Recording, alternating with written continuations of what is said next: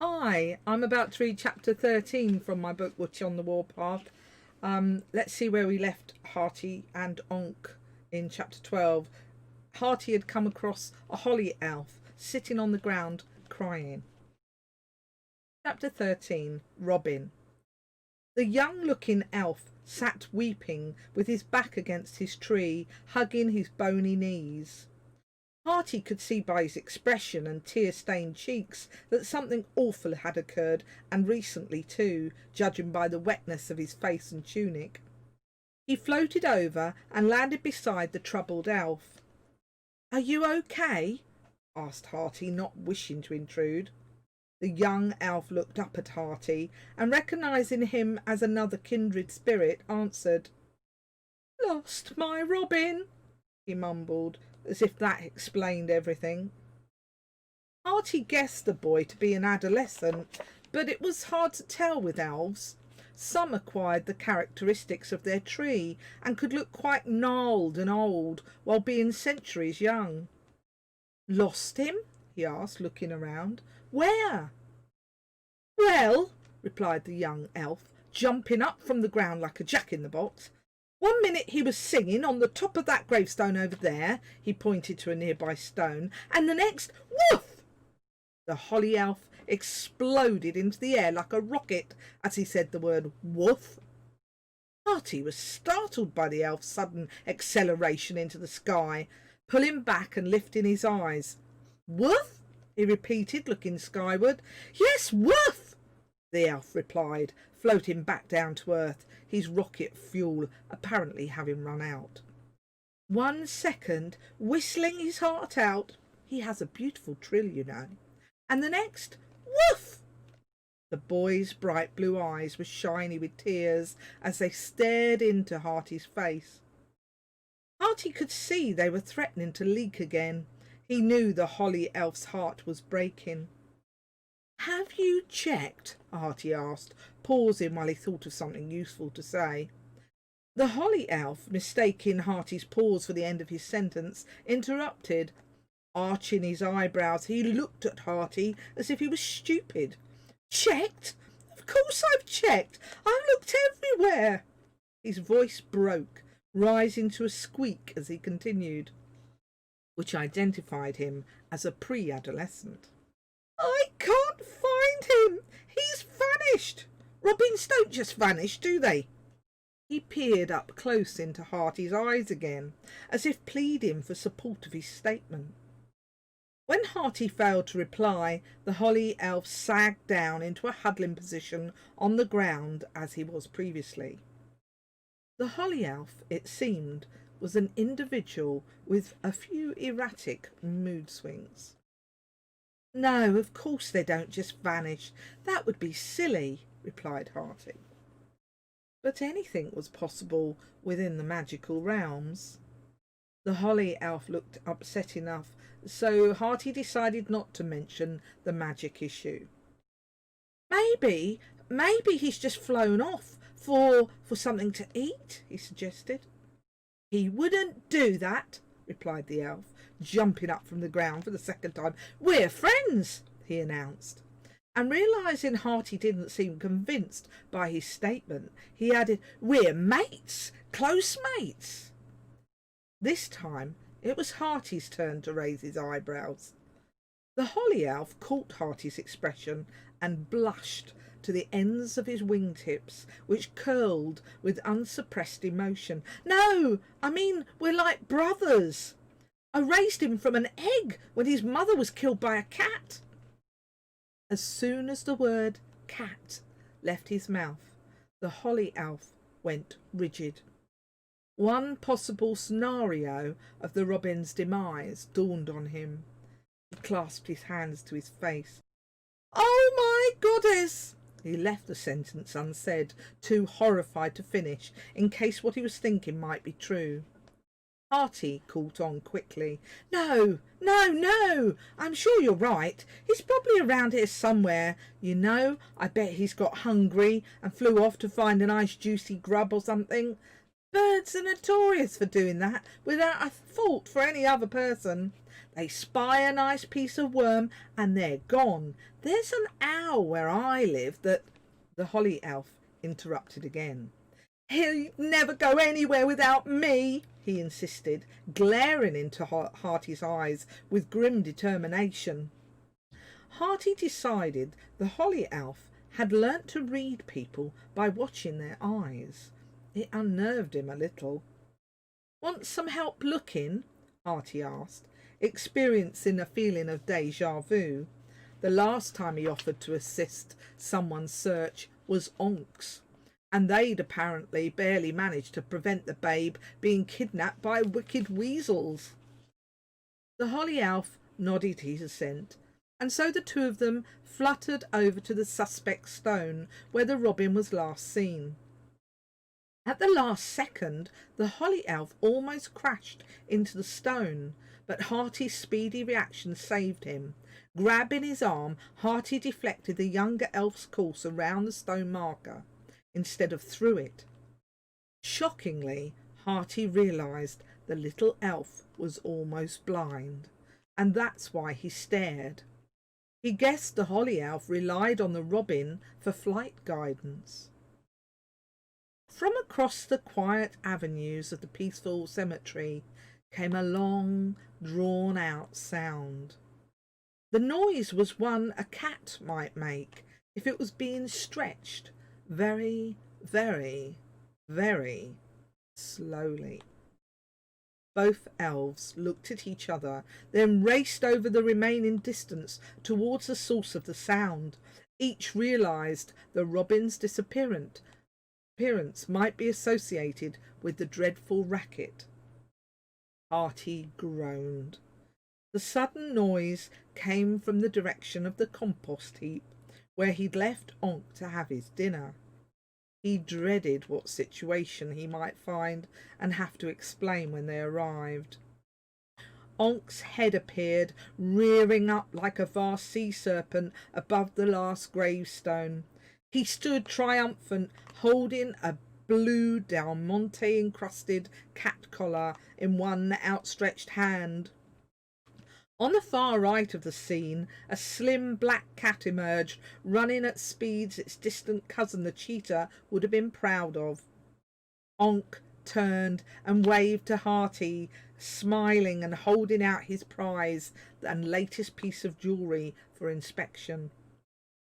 The holly elf stared from Onk to Hearty in amazement. His perception of Hearty turned on its head. Hearty gave him a lopsided grin, hoping it would reassure the holly elf. "It's okay," he said, as they continued flying towards Onk. "He's my mate." The holly elf wasn't listening. He was pointing at Onk's hat, for sitting in the centre of it was a bedraggled wet robin, spluttering and coughing up cat hair. The elf collided with the robin and hugged him close till both were covered in cat spittle and fur. Between gasps, the robin, told his story to his elf brother, Tiny, and the two new strangers. "I was singing my heart out in honour of the setting sun, when the blackest, foulest cat I've ever seen took a flying leap, snatching me straight off my perching spot. I've never been so frightened in all my life, except maybe the time I flew through the automatic car wash thinking it was a rain shower." Robin fluffled his feathers at the thought. "I was certain I was going to die, so I hung like an old rag in the cat's mouth. I was in a state of shock, which probably saved my life. I wasn't going to let a horrible old cat eat me and break my neck. No." The cat, thinking his food was unconscious, lay down next to the compost heap to tenderise his meal before tucking in. He patted the interesting robin to and fro between his paws, but in a short while he got bored with that game. Instead, he started chucking the robin up in the air and catching it. The robin wasn't in any state to fly away, judging by the way his wings dangled down. The cat caught him in his mouth each time, as tender as he might hold a newborn kitten. "This robin's disappointing to play with," muttered the cat. "Bit like shrews. They lay there like they've died too. No fun. Much prefer field mice. They're feisty fellows who fight back. They say, 'Come and have a go if you think you're hard enough.' They're great entertainment and delicious to eat. A bit like chicken." The cat had caught the robin for the umpteenth time. To be honest, he was beginning to get bored again by the robin's lack of participation. It was time to eat.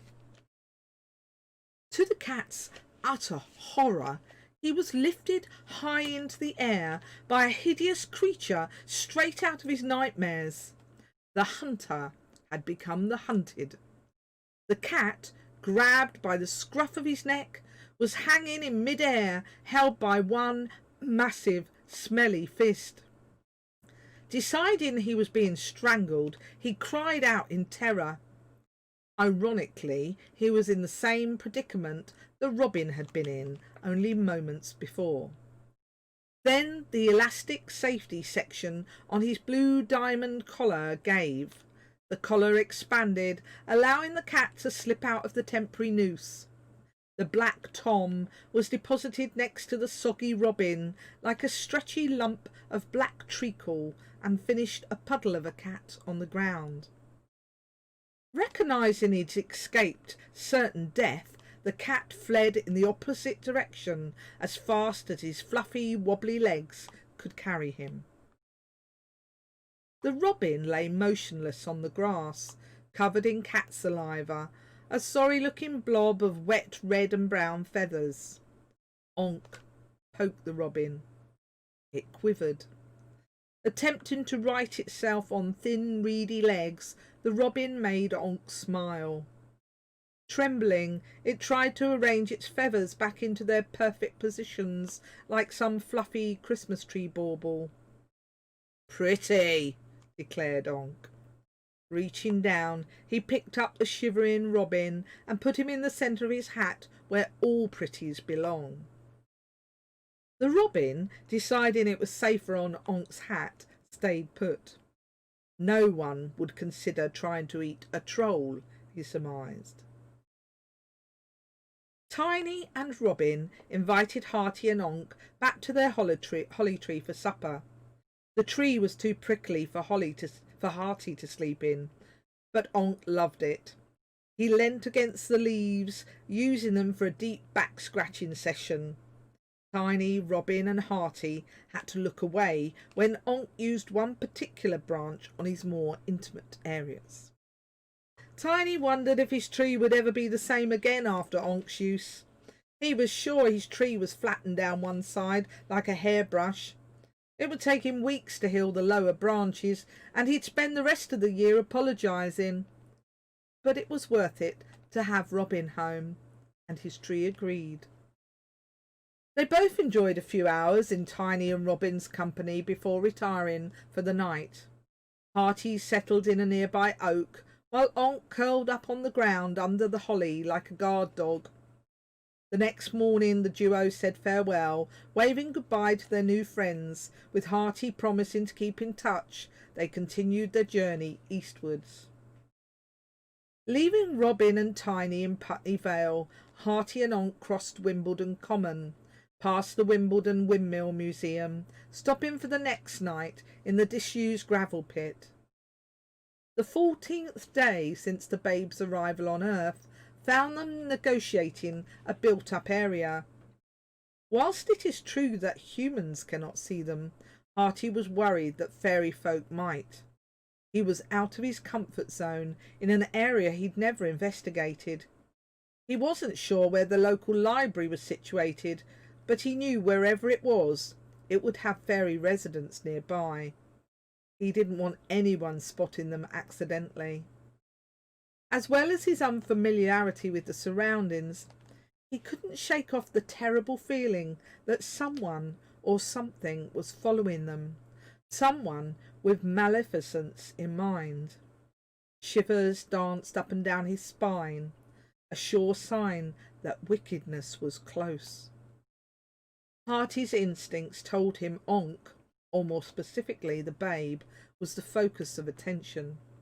They needed to run or hide or do both now. Thank you. I hope you enjoyed the chapter. If you do like what I'm reading, please think about putting a like on my comment section, and I look forward to seeing you at the next chapter. Goodbye.